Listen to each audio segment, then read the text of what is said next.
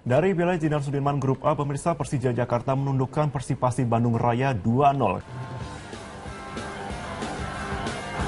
Stadion Kanjuruhan Malang Kamis malam menggelar laga Piala Jenderal Sudirman Grup A antara Persija Jakarta melawan Persipasi Bandung Raya. Laga baru memasuki menit 22, PBR harus bermain dengan 10 pemain setelah sang kapten Leonard Tupamahu di kartu merah wasit akibat tackle kerasnya.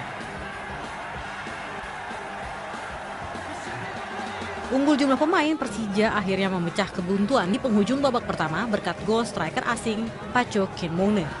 Skor 1-0 untuk Macan Kemayoran bertahan hingga jeda. Persija akhirnya mengunci kemenangan 2-0 atas PBR lewat sepakan Rafael Maitimo di menit 77. Dari Malang, Jawa Timur, Fajar Agastya, Metro TV.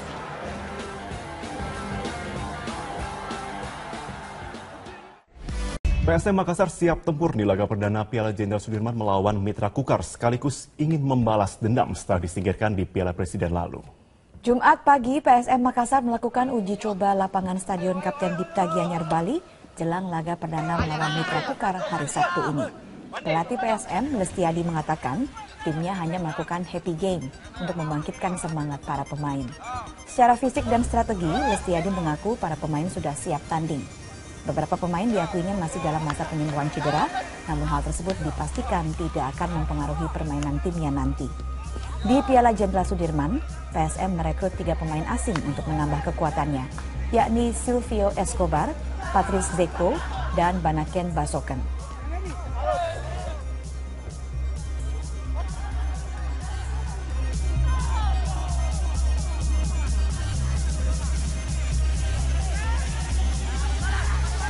United akan meladeni pasukan muda PSTNI. Surabaya United bertekad meredam PSTNI yang ingin bermain lepas untuk memetik kemenangan. Surabaya United dan PSTNI akan saling jegal di Stadion Gelora Delta Sidoarjo pada sore nanti. Surabaya United dalam kondisi siap tempur, termasuk Evan Dimas Darmono yang sebelumnya dikabarkan cedera. Kesiapan Evan Dimas sendiri udah 100% apa enggak? Soalnya kan lalu pahanya juga masih. Iya, pasti ada memar, tapi pasti masih ada waktu 2 hari. Mudah-mudahan semakin membaik. Bisa 100% terjun pertandingan pertama. Sementara itu, PSTNI yang sebagian besar pemainnya berasal dari PSMS Medan juga bertekad memilihkan Surabaya United merebut poin penuh. Untuk starting sendiri besok kan hari pertama melawan dengan Surabaya United. Gimana? Kalau untuk besok kita bermain memang dengan karakter kita, dengan karakter bermain press ketat, itulah andalan kita. Kalau mengimbangi teknik mungkin kita akan ketinggalan. Tapi kita punya senjata bermain cepat dan press ketat. Sebagaimana kontestan lain, baik Surabaya United maupun PSTNI sama-sama mengusung target memenangi setiap pertandingan yang dijalani.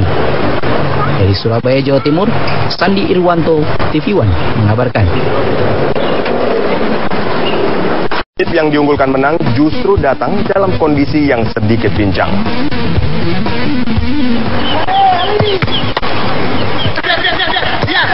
Persela Lamongan tidak memanfaatkan jadwal uji coba di lapangan Stadion Gelora Delta Sidoarjo karena memilih memfokuskan latihan di Stadion Surajaya Lamongan pada Sabtu pagi kemarin.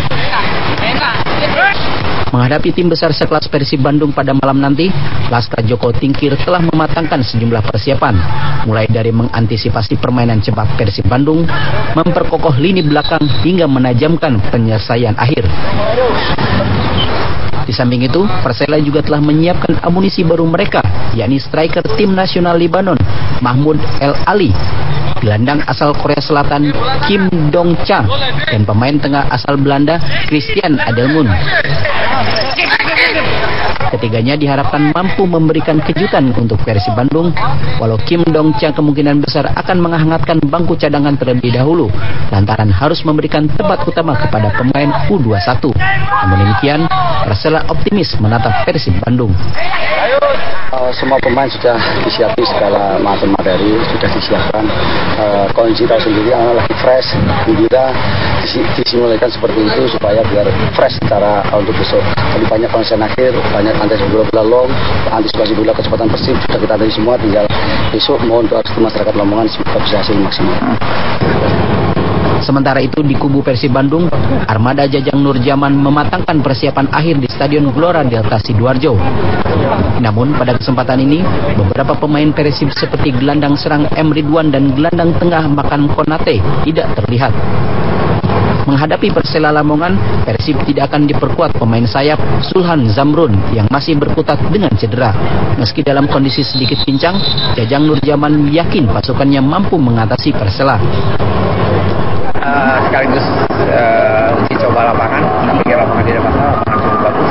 Pemain juga hari ini masih belum lengkap, masih satu pemain yang belum hadir, tapi diharapkan malam ini datang. Siapa? Nanti makan. Yang lainnya insya Allah siap untuk menghadapi Persela. Dari pengolahan pupuk petrokimia, ratusan pekerja panik menyelamatkan diri.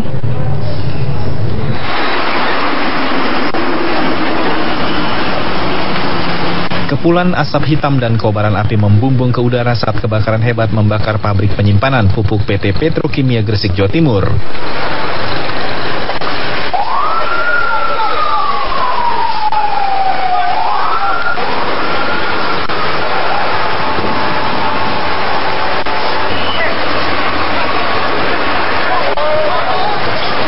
Saat kebakaran terjadi, ratusan pekerja panik berhamburan keluar bangunan pabrik menyelamatkan diri.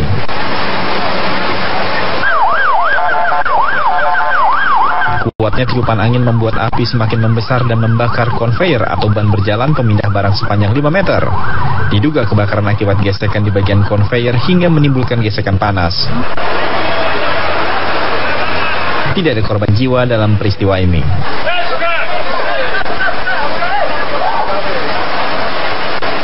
Kebakaran tadi, jadi konveyor itu, ban berjalan itu menimbulkan gesekan itu menimbulkan panas. Nah, panas itu menimbulkan percikan api dan akhirnya api membesar menimbulkan kebakaran di area itu. Konveyornya ini nggak pernah istirahat, Pak? Konveyor selama produksi, konveyornya terus jalan. Sementara itu kebakaran berhasil dipadamkan dan petugas pemadam masih melakukan pendinginan di lokasi kebakaran. Dari Gresik, Jawa Timur, Muhammad Habib, TV One mengabarkan. Kita berani kencang, seorang pengendara motor di Jakarta tewas akibat menabrak separator jalan. Peristiwa kecelakaan terjadi di Jalan Daan Mogot, Cengkareng, Jakarta Barat. Korban tewas, Sarwani, warga Kalideres, Jakarta Barat, tewas di lokasi kejadian setelah menabrak separator busway atau pembatas jalan.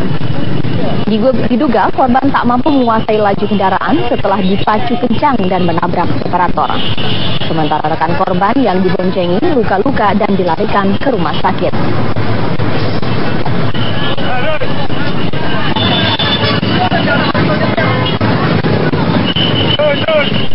Amuk si jago merah membakar sedak Jakarta Selatan diduga kebakaran akibat korsleting listrik. Kobaran api membakar rumah di Jalan BDN 2 Cilandak, Jakarta Selatan yang ditempati seorang warga negara asing. Sebanyak 17 unit mobil pemadam berupaya memadamkan kobaran api. Menurut saksi mata, api pertama kali muncul dari lantai 2 rumah yang diduga akibat hubungan pendek arus listrik. Tidak ada korban jiwa dalam peristiwa tersebut, namun petugas pemadam kebakaran dapat menjinakkan api 1 jam kemudian.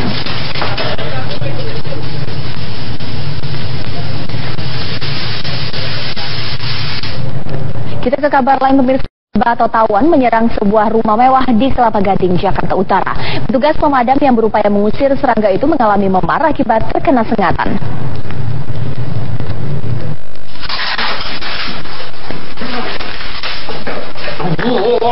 Lima petugas pemadam kebakaran kewalahan menanggulangi serangan lebah di sebuah rumah di Jalan Kelapa Gading Nias, Kelapa Gading, Jakarta Utara.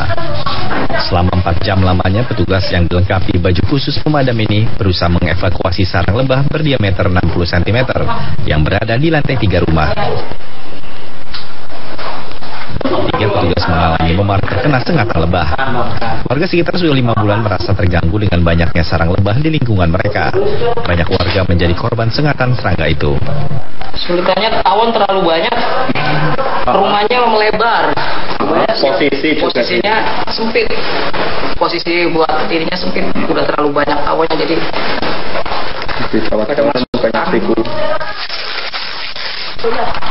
Sebelumnya keberadaan lebah telah mengganggu warga sekitar dalam 5 bulan terakhir. Dari Jakarta, Novi Zakaria, TV One mengabarkan.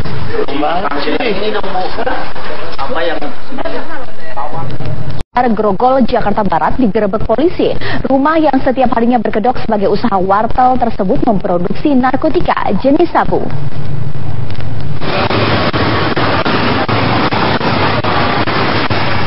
Penggerebekan dilakukan polisi di sebuah ruko berlantai 3 di Jalan Jelambar Sakti Utama Raya Wijaya Kusuma, Grogol, Jakarta Barat.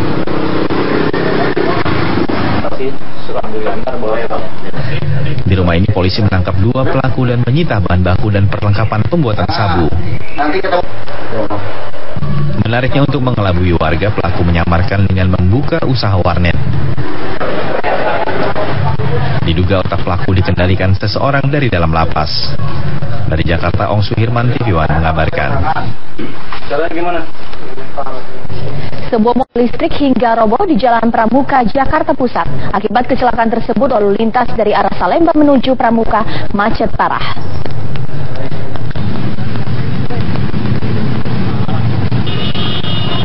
Sebuah mobil minibus menabrak tiang listrik di Jalan Pramuka, Jakarta Pusat pagi tadi. Mobil yang diduga dikendarai oleh anggota TNI ini menabrak tiang listrik lampu penerangan jalan hingga roboh. Sementara bodi mobil mengalami kerusakan parah di bagian depan dan kaca mobil pecah. Bahkan satu roda depan mobil terlepas. Saksi mata menyatakan kecelakaan terjadi begitu cepat hingga sopir tidak bisa melakukan pengereman. Lari, nggak pakai ngerem lagi, langsung tiba. Langsung tiba ini tiang ini. Mungkin lagi bengong aja dia ya. Mungkin dia ngantuk nggak tahu. Dari arah mana, Bang? Dari arah sana, Pak. Menuju ke mana, Bang? Ke Bogor. Tapi orangnya selamat atau gimana, Bang? Orangnya gimana aja, Pak. Dibawa ke rumah sakit, Bang? Iya. Rumah sakit mana, Bang? Nggak tahu, ojek yang bawa sama dan Ramil. Anggota tentara juga, Koramil, dibawa ke rumah sakit, Bang. Persahabatan kali. Tapi dia selamat, Bang, ya? Temannya aja robek. Tahu nggak, Bang, siapa pengendaranya, Bang? Saya nggak tahu. Pangkatnya serka dia. Serja gitu, Bang? Serka. Salah. Akibat kecelakaan ini, lalu lintas dari arah Jalan Salemba hingga Jalan Pramuka macet sepanjang 1 km.